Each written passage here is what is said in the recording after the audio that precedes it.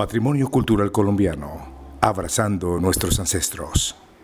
Nos encontramos en esta hermosa casa, acá en el municipio de Salamina, Ciudad Luz, del departamento de Caldas, gracias a el maestro Fernando Toro, que de una manera muy amable nos ha permitido estar en su casa. Y continuamos de nuevo en esta preparación del Bicentenario de Salamina con Fernando Macías, quien ya lo tuvimos en el parque principal y nos hizo un adelanto. Por supuesto, les prometemos que vamos a hacer más en detalle cada una de las historias a lo largo de este año, y también con el ingeniero Alberto Piedradita Muñoz. Ingeniero, de este municipio usted tiene una gran recordación gracias a su abuela. Cuéntenos de su abuela y de esa placa que está en un lugar de este municipio. ¿Quién era su abuela y cómo usted se conecta con esa historia de sus antepasados? Yo nací en Pácora en el año de 1935, pero en 1940 llegó la noticia a Pácora, creo que a lomo de mula, porque no había carretera ni había, no se había desarrollado bien la telefonía. Entonces avisaron que Praxedes Osorio en Salamina se había muerto y que era la abuela mía, madre Rosa Muñoz, mujer humanitaria muy vinculada a los asuntos de iglesia. Yo quedé insoportable, pataleé y me trajeron a Lanca de Rosa Muñoz para el entierro de Praxedes Osorio. Y vi pues que la iglesia de Salamina se llenó de gente, de mucha gente, y se hablaba y algunos lloraban. Entonces yo, preguntón, dije que por qué. Pues porque ella era humanitaria. En la parte de atrás ella siempre atendía a los campesinos y a los pobres con un almuerzo, con algo. Y después supe, cuando regresé a Pácora, que esos pobres se había puesto una placa, no sé cómo le hicieron. Aquí murió Praxedes Osorio, la madre de los pobres de Salamina. Entonces eso lo tengo muy grabado en mi mente. Me ha llamado mucho pues la atención, porque Rosa Muñoz, mi madre, hacía eso con las iglesias pobres de Medellín, y yo era el acompañante chiquito pues que la acompañaba en un taxi sí, siempre en taxi, para llevar una orden de reclamar cemento y ladrillos y en fin y hierro. Y entonces yo llevo eso en la mente, tanto de Praxedes como de Rosa Muñoz. Pero entonces mis hermanas también, Lina, en Pácora, prestaba el zaguán a los pobres para hacer las velaciones de cuando había un muerto en las distintas zonas de Pácora. Y entonces ayer que estuvimos en Pácora se rememoró ese incidente. Entonces eso me ha gustado, y yo, en cuanto a obra de los pobres y de los de abajo y los de pocos ingresos, pues me he metido y me siento muy satisfecho porque estoy lleno de medallitas en los muros de mi biblioteca. Es genial contar con prohombres en este país como Alberto Piedradita Muñoz, quien regresa a Salamina a reconocer el valor de sus antepasados, en este caso de su abuela, quien le legó a Rosa Muñoz esa bondad, ese amor por las personas de bajos recursos. Y de esta manera nos conectamos también con Fernando Macías, quien de alguna manera, Fernando, tu señor padre también te legó ese amor por la historia. Y precisamente hoy que estamos en esta casa, nos cuentes la historia de esta casa, y hemos podido ver una escultura bellísima de un personaje de Salamina, el maestro Eliseo Tangarife. Una historia maravillosa, una historia que vale la pena narrarla, pero que sea el propio Fernando Macías quien nos cuente en primer lugar de lo que fue el maestro Tangarife y también nos hables de esa historia interesantísima de Toriles. Le recordamos que Fernando Macías ha publicado cualquier cantidad de libros, de verdad que nos deja asombrados la cantidad de libros que él ha publicado y de una manera muy humilde lo ha compartido hoy en esta preparación del Bicentenario del municipio de Salamina. Fernando, iniciemos hablando del maestro Tangarife y su historia de vida. Bueno, el maestro Eliseo Tangarife, rionegrero por cierto, llega a Salamina en el año 1891. A él lo trae el padre José Joaquín Barco, rionegrero también, quien ejercía sus funciones como párroco desde 10 años atrás, o sea, desde 1881. Indudablemente el maestro, los primeros años, él ya traía alguna instrucción que había recibido en la Escuela de Artes y Oficios de Antioquia, en la época en que la regentaba Enrique Hausler. Y uno de los maestros que más admiró y que más influencia tuvo sobre el trabajo de Eliseo fue José Harris, un inglés que oficiaba en la Escuela de Artes y Oficios, valga la redundancia, que trabajaba allá. Él, cuando llega a Salamina, comienza a desarrollar su arte a través de catálogos, revistas y postales que le traía el mismo padre José Joaquín Barco. A la muerte del padre en 1912, ya da rienda suelta a su propia creatividad y es cuando nace una escuela que desafortunadamente no tuvo los continuadores, que llama la Escuela Batangarifista. En esa Escuela Batangarifista aprendieron muchos de los enormes trabajadores de la madera que ha tenido Salamina. Mi padre trabajó con él desde el año 1901 hasta el año 1952, fecha de desaparición del maestro Eliseo. Comentábamos hace un momento que tal vez por esa sociedad tan clasista que tuvo Salamina en esos años, hay que tener en cuenta que teníamos 3 cementerios. El cementerio de los que tenían apellidos, pedigrí y eso, no plata, sino pedigrí y apellidos, el cementerio de la clase media y el cementerio de los de abajo. Y estaban divididos por muros. Cuando alguna persona que tenía digo yo coloquialmente, su muerto en el cementerio de los ricos, abría el candado, colocaba las flores allí y le echaba candado al cementerio. Teníamos 3 clubes sociales: el club de los de pedigrí, de los de buenos apellidos, el club de la clase media, de los emergentes, y un club de los de abajo que llamaba el Salón El Toboso, que las clases más altas decían que era la sucursal del infierno. Igual sucedía en Medellín. Claro. Teníamos colegios para las clases altas, las clases medias y las de abajo, entonces Eliseo no encajaba muy bien ahí. Él era negrito, era negro y tenía apellido indígena. Entonces, claro, las obras que hacía Eliseo Tangarife las negaban siempre sus propietarios. ¿De quién es la obra? No, esa la hizo el maestro Arce, la trajimos de Antioquia. Y así fue pasando el tiempo. El maestro Eliseo Tangarife muere en el año 1952 después de dejar un legado enorme, inmenso, en una pobreza absoluta. Y se va diluyendo en el tiempo su imagen, su recuerdo y todo lo demás. Hasta por allá el año 1900, tal vez, o 90, algo así, que me llama el encargado del cementerio y me dice que han dado orden de sacar los restos del maestro Eliseo para tirarlos a la fosa común, después de que él había participado tantos años en las obras parroquiales, por ejemplo en la obra que es tal vez la más bella de la Iglesia de las Mercedes, en la Basílica de la Inmaculada, y en fin. Tuvimos la fortuna de que logramos recuperar los restos del maestro y desde ese momento comenzamos a hacer una investigación sobre su vida que duró aproximadamente 30 años.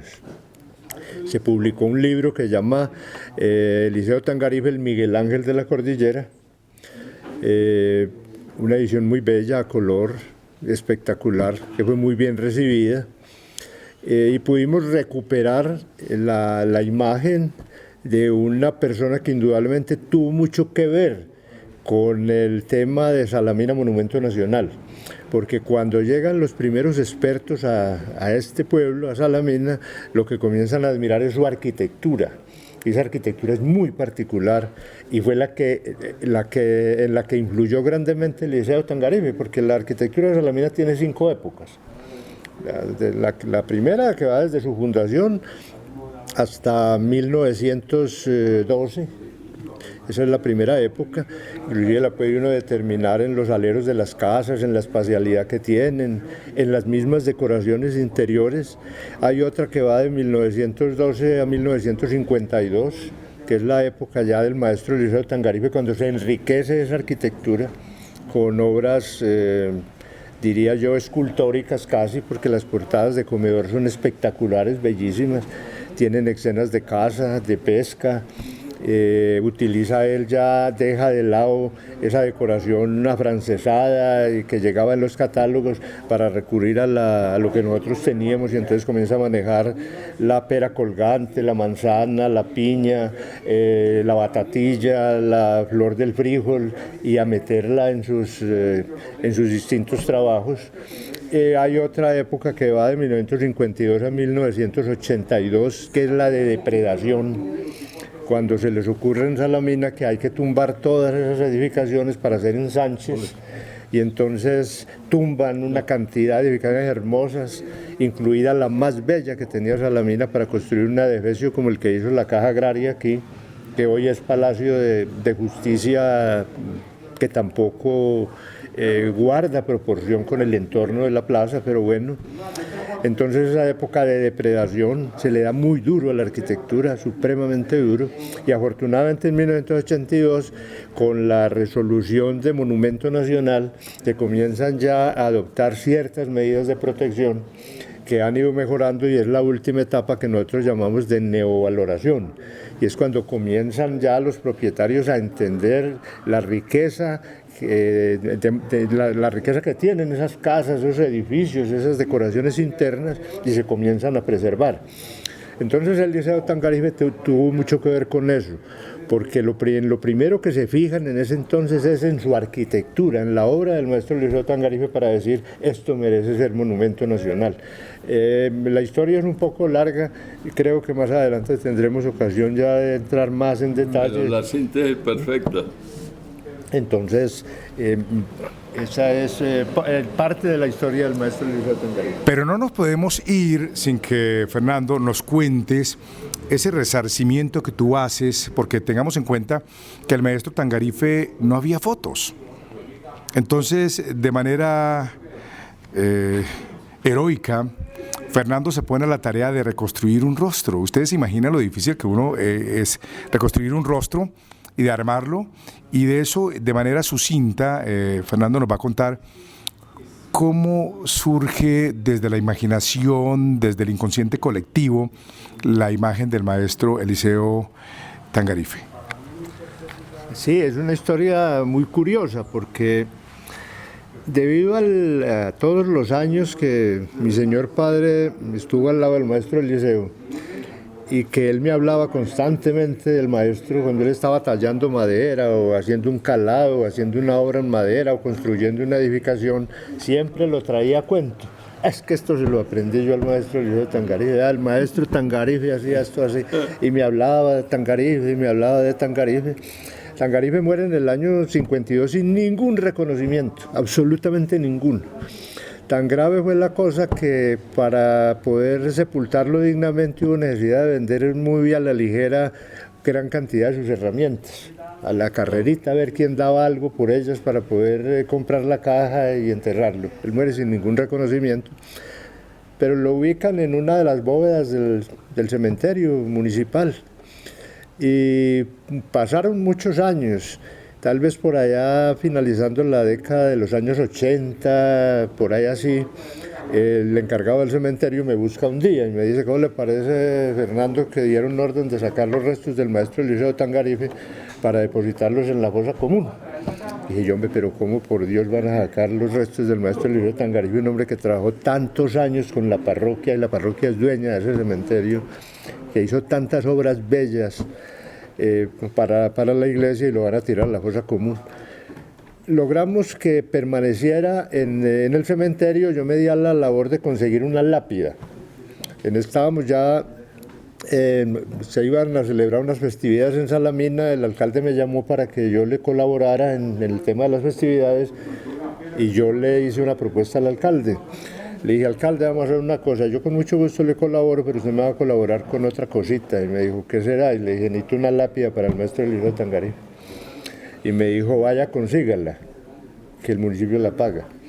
Entonces me fui y conseguí una lápida muy bella, es de mármol italiano, muy bella, y logramos conservar los restos del maestro Eliseo Tangarife, y de inmediato comencé la labor de investigación en torno a la obra del maestro Eliseo. Era visitar las casas donde existía obra del maestro Eliseo, conversar con los discípulos, muy pocos ya que estaban vivos, y comencé a buscar una fotografía. La busqué por un lado, por el otro, averigüé por todas partes, nadie me da razón de la fotografía. Él había muerto donde un sobrino, hablé con el sobrino, primero me dijo que de pronto, que él tenía idea, que en unos papeles, al fin me dijo no hay fotografía del maestro Eliseo. Dije yo, pues yo voy a hacer un dibujo del maestro Eliseo. Entonces comencé con mi padre, de cómo era el maestro Eliseo. Entonces él comenzó a contarme y yo a rayarle en una cartulina, en un papel, a rayar. Y ese dibujo comencé a pasearlo por los distintos alumnos y cada uno me hacía un aporte. Sí, pero le falta esta cosita aquí, le falta lo de allá y tal. Hasta que un día ya dije, bueno, hay que ver el dibujo. En una ocasión bajó el entonces director de la Casa de la Cultura a mi biblioteca y comenzamos a hablar del maestro Eliseo Tangarife y me hizo la pregunta, me dijo, ¿y fotografías? Y le dije, ninguna. Aquí hay un dibujo que logré hacer yo, no sé si sería así, porque yo no alcancé a conocerlo, y me dijo, ¿por qué no lo llevamos a Carolita López? Carolita López era una señora que ya en ese entonces tenía 102 años, y Eliseo Tangarife había hecho todas las obras de la casa y el amoblamiento también. Y le dije, pues vamos donde Carolita a ver qué es. Y entonces nos vinimos con el cuadro para donde Carolita, nos sentamos a hablar con ella un rato, y después de dialogar ahí ya un espacio largo, sacó Enrique Escobar, que se llamaba el director de la Casa de la Cultura, y abrió el dibujo y dijo, Carolita, ¿este señor quién será? Y entonces Carolita puso a mirarlo, lo miraba, cuando dijo, este no es el Eliseo Tangarife. Claro, ese es el Eliseo Tangarife, no hay ninguna duda. Ese cuadro del Eliseo Tangarife ya hoy por hoy está en muchos de los establecimientos de Salamina, en la Casa de la Cultura además. Yo tengo el original, el que hice, yo lo tengo en mi biblioteca. Yo también manejo el lápiz, la acuarela, el acrílico, hago trabajo en madera, escultura y talla. Esa es la historia de la obra del cuadro del maestro Eliseo Tangarife. Multifacético en la cultura.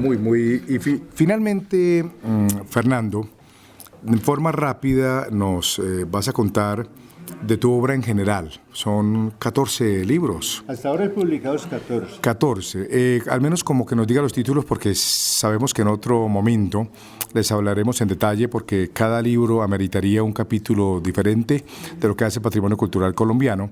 Entonces, de manera sucinta, háblanos de tus libros. Bueno, lo primero que tengo para decir es lo siguiente. Yo nunca esperé o aspiré a publicar ningún libro, en absoluto. El primer libro mío que se publicó fue de poesía, y fue un capricho de unos amigos.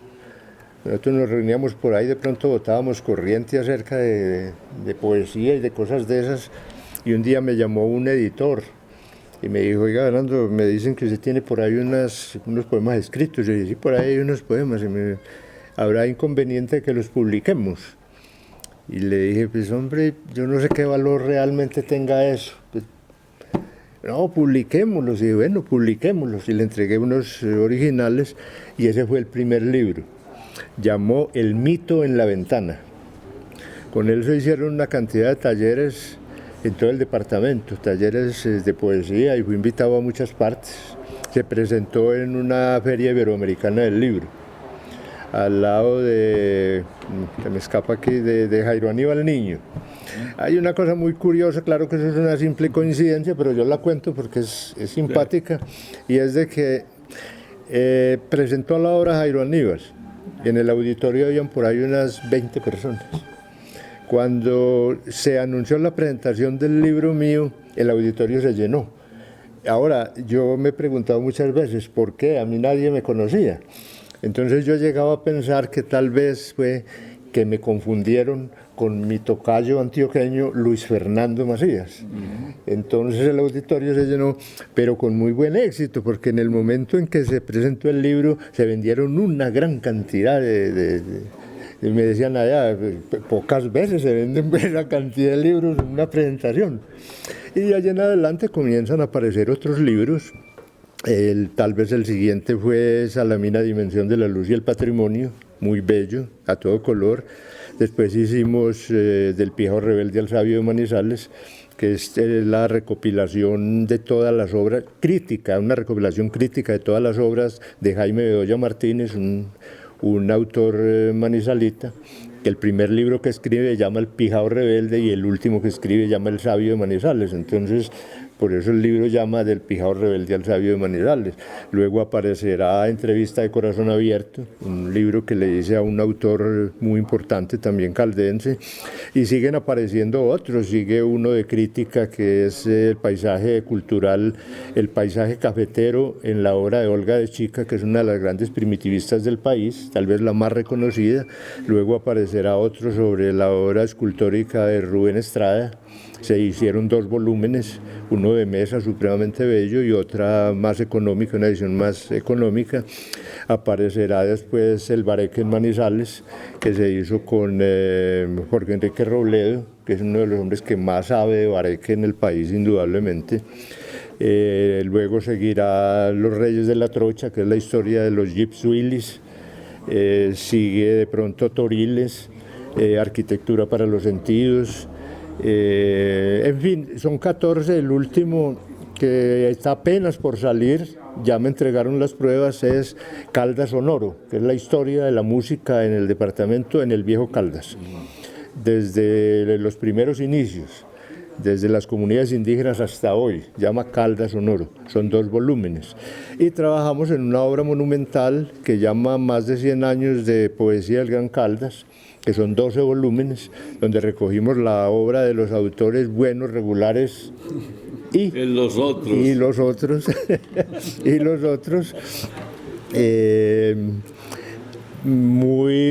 Es decir, esa obra me parece interesante porque cualquier población del Viejo Caldas que quiera conocer la gente que hizo poesía en su pueblo, lo va a encontrar en ese, de Pácora, de Aguada, de Chinchiná, de Circasia, de Pereira, de Apía, de Santuario, de Río Sur, de cualquiera, ahí está, en esa antología.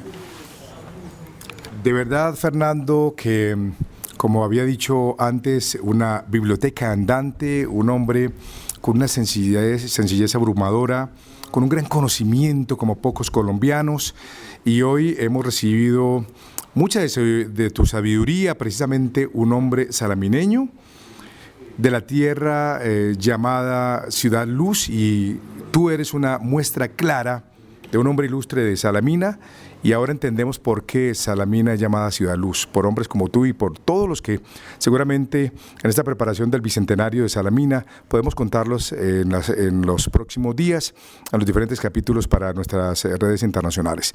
Alberto, ¿cómo te has sentido después de haber recibido este baño de conocimiento el día de hoy en la tierra de tus abuelos?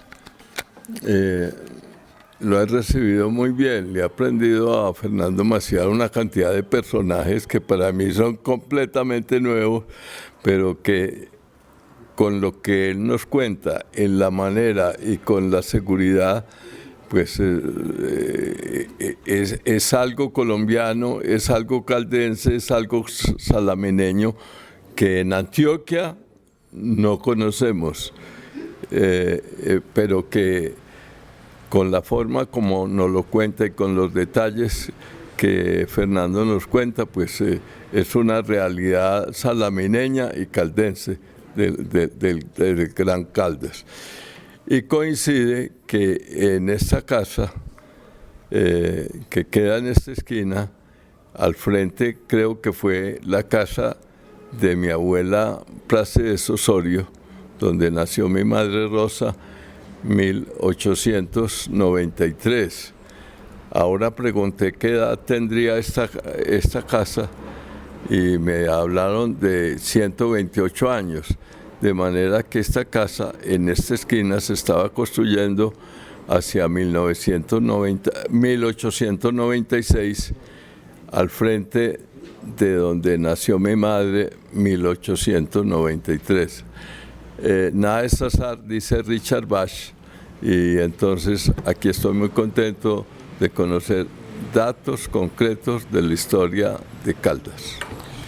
No podríamos ir sin que nos cuente la historia de la casa en detalle.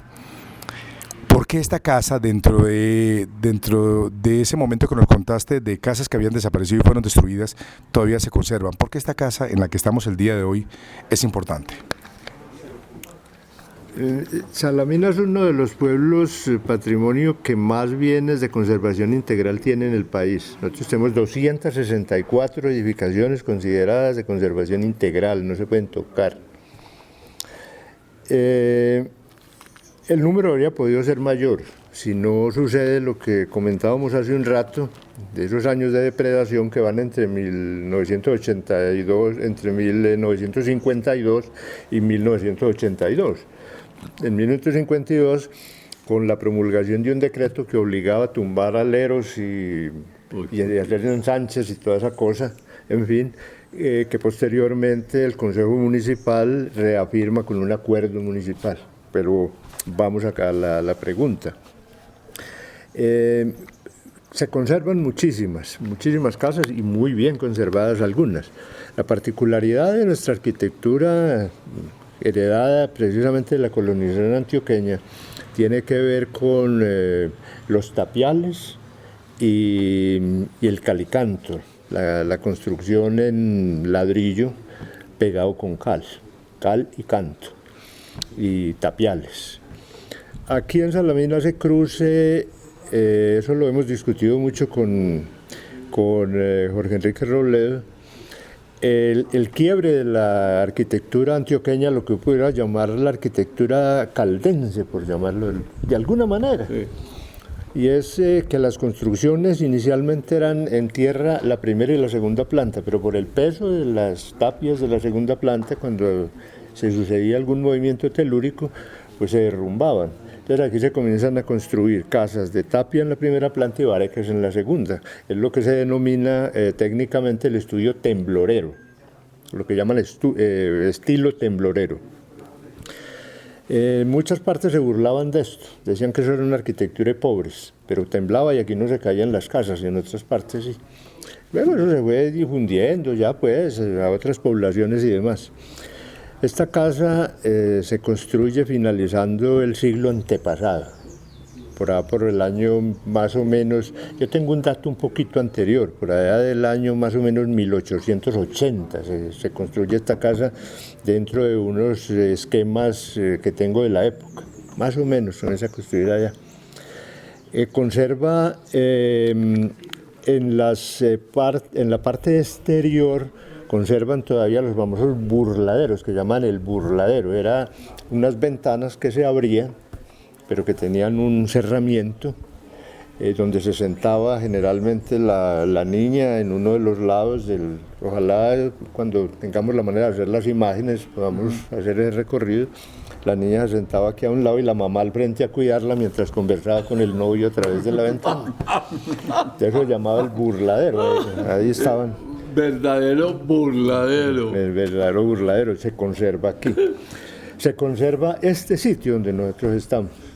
En muchas casas, por ejemplo, en la Casa de la Cultura en Salamina, cometieron el abuso, diría yo, de cerrar el burladero, de cerrar la solana. Entonces metieron una pared aquí y metieron otra pared allá, entonces organizaron un comedorcito donde escasamente cabe la mesa y muy estrecho una silla.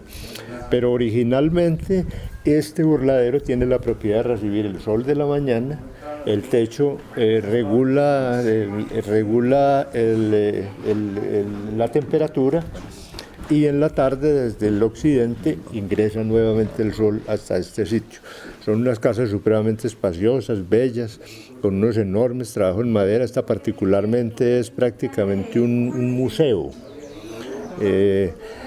Ha tenido muy pocos dueños desde su construcción hasta hoy. Y como dato curioso podemos contar que aquí se realizó gran parte de la película Edipo Alcalde, una producción que ojalá podamos en algún momento ver conjuntamente para que discutamos. Eso se hizo con un guión de García Márquez. La película Edipo Alcalde, con unos actores españoles y cubanos y naturalmente nacionales también, pero fue una producción de mucho éxito. Todavía rueda por ahí en algunas carteleras. Aquí en Salamina se han hecho varias películas. En otra casa que tiene alguna semejanza con esta se hizo María Cano, la líder sindical antioqueña, la flor del trabajo. Se hizo también Paradigma Stop, una obra bastante interesante, y se ha propuesto para otras producciones que muy seguramente en poco tiempo estaremos viendo por aquí. Bueno, de esta manera hemos terminado esta maravillosa, extraordinaria experiencia de estar en Salamina, en la Ciudad Luz. Agradecerles a ustedes, les vamos a contar más adelante porque tenemos muchos, pero muchos capítulos para contarles. Como lo dice Fernando Macías, esto no se puede contar en minutos, y esperamos que ustedes desde nuestras plataformas logren prepararse para toda la historia que les vamos a contar de estos 200 años de la Ciudad Luz, Salamina, en el departamento de Caldas, Colombia.